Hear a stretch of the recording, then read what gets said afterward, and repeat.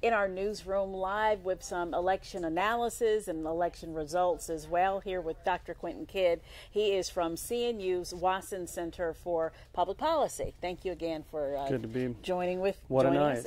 us. Yeah, what a night, a quick night, and right. Certainly good news for the Democrats. We are now able to report that all three of the top candidates, Democratic candidates, won, beginning with Ralph Northam for governor, and then Justin Fairfax for lieutenant governor, and Attorney General Mark Herring keeping his seat there. And the margins were not even that close. The margins weren't close. Democrats are picking up. The last count I saw 11 House of Delegate seats. That means that if that number holds, the Republicans still control the House of Delegates. By the mid-50s, 55 seats. But that's a huge night for Democrats. I think it's safe to say Donald Trump may have made Virginia a blue state. If there was any doubt about it after last year's presidential election, Donald Trump may have actually put the exclamation point of Virginia being a Democratic state, because this is a phenomenal night for Democrats, not what was expected. Democratic wins at the House of Delegates level are now into their second tier of candidates.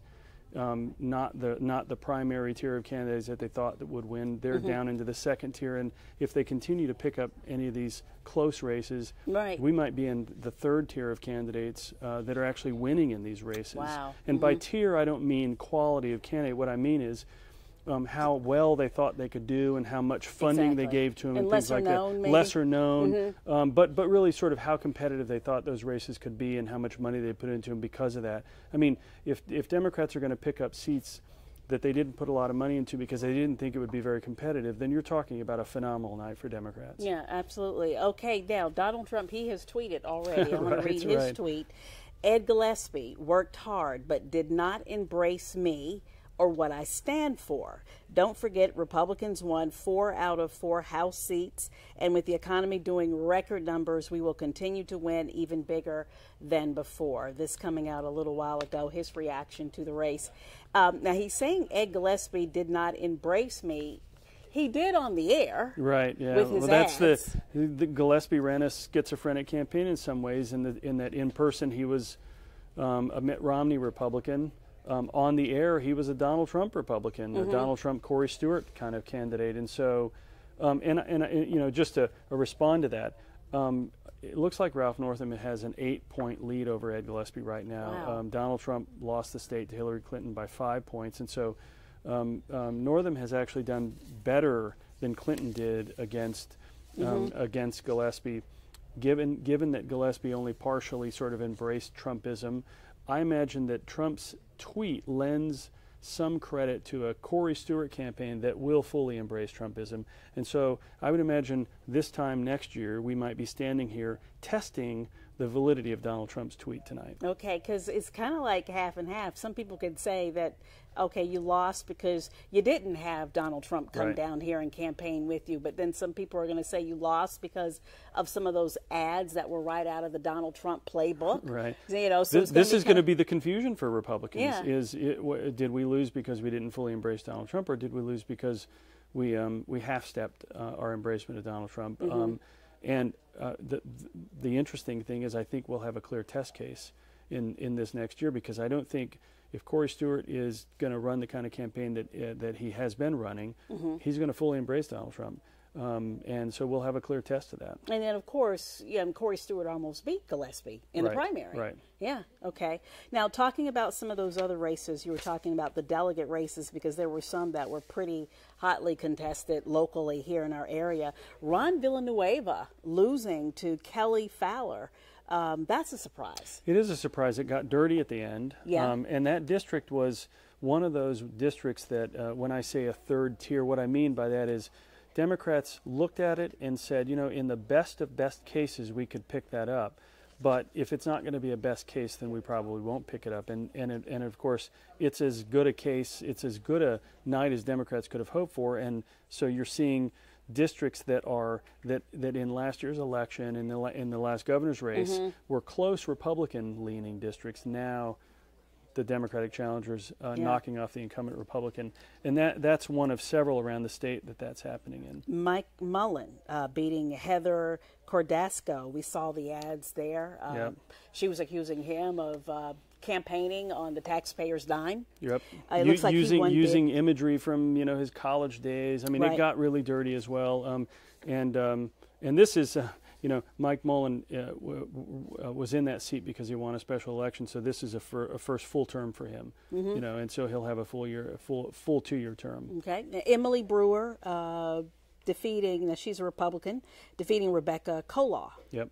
Okay. And that's a pretty western side of Southampton Roads, the Isle of Wight, Suffolk side. It's a pretty safe Republican district, so no surprise that the Republican wins there in that open seat. Right. Marcia Price winning. She did not have an opponent.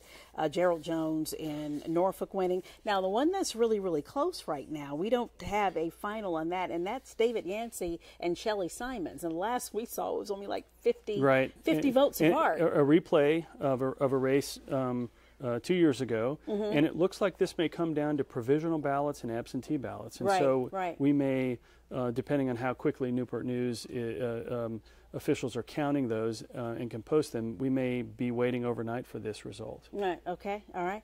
And another surprise out of Portsmouth, Sheriff Watson losing to Michael Moore. 12 years as sheriff of the city of Portsmouth.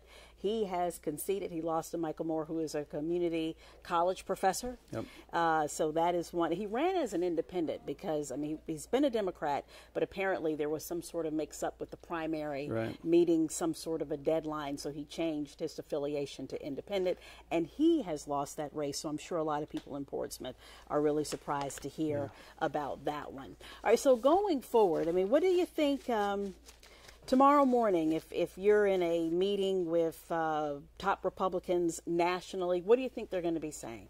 I think they're going to be frustrated because Ed Gillespie would have liked to have run as Ed Gillespie, but after that close primary with Corey Stewart, he felt like he had to run, at least in part like he did as a Donald Trump Republican in some ways, but Ed Gillespie, that isn't the Ed Gillespie that everyone had known up to this point. And I think Ed Gillespie would like to have run as Ed Gillespie, the one who ran against Mark Warner and came close to beating him. Yeah, 18,000 votes. Exactly. Instead, he had to run as Ed Gillespie in person and Donald Trump on the air and on social media.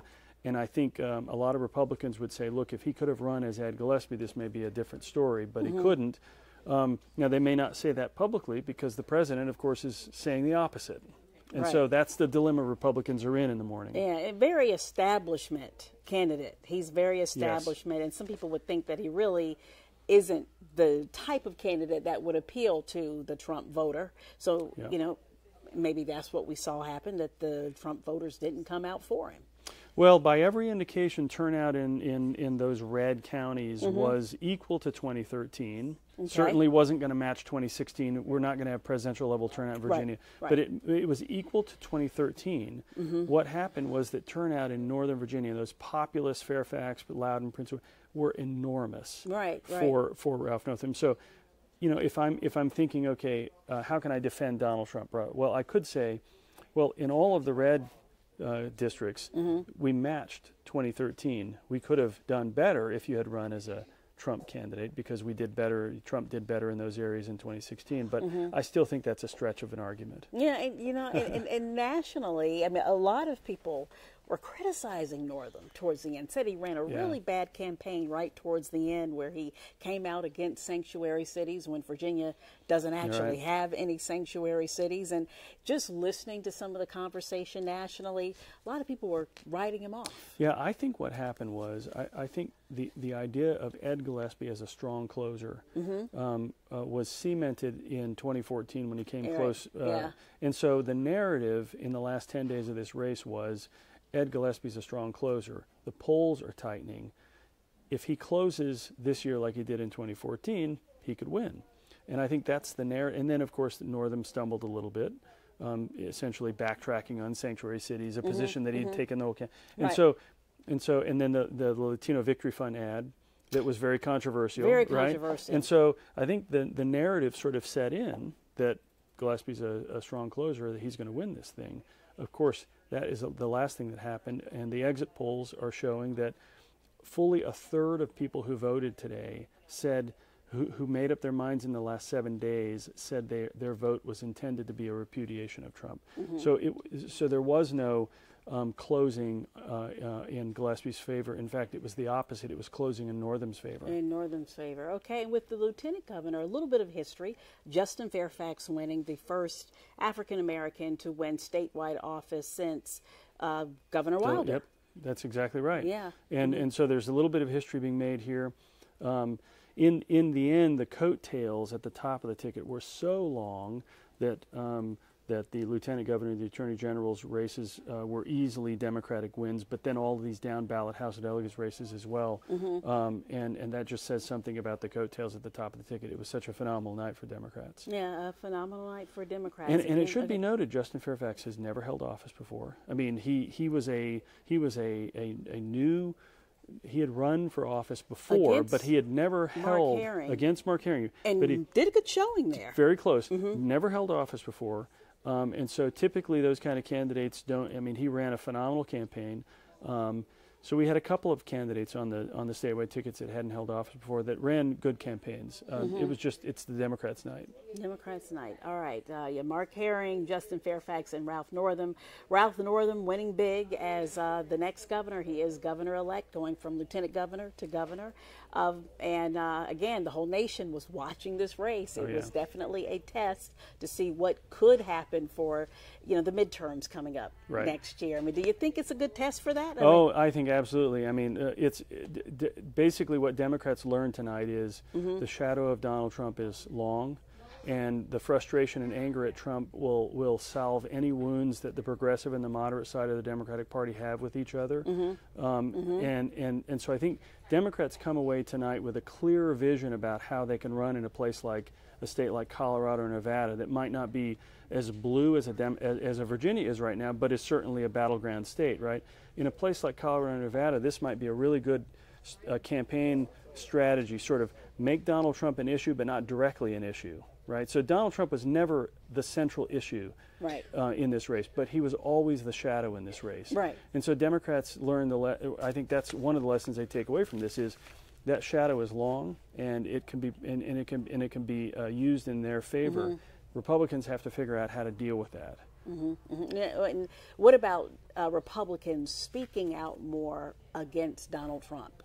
We've seen some that have been very critical of him, Corker, Flake, McCain. Do you think you'll see more of that now? Or?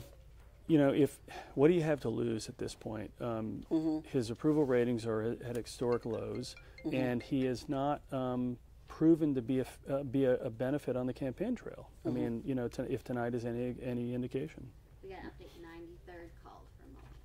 Oh, okay. Yeah, 93rd called for Mike Mullen, which we certainly saw a big lead there. Right. This is the 93rd District House of Delegates. Okay, and we're still waiting to hear about the Shelley Simons, David Yancey. That's up in Newport News. Very, very, very tight race. That may be a later night. Did you get an update on that? Yancey. Okay, Yancey, we're hearing that it is Yancey, so he squeaked out a win there. Right. Okay, well, thank you so much.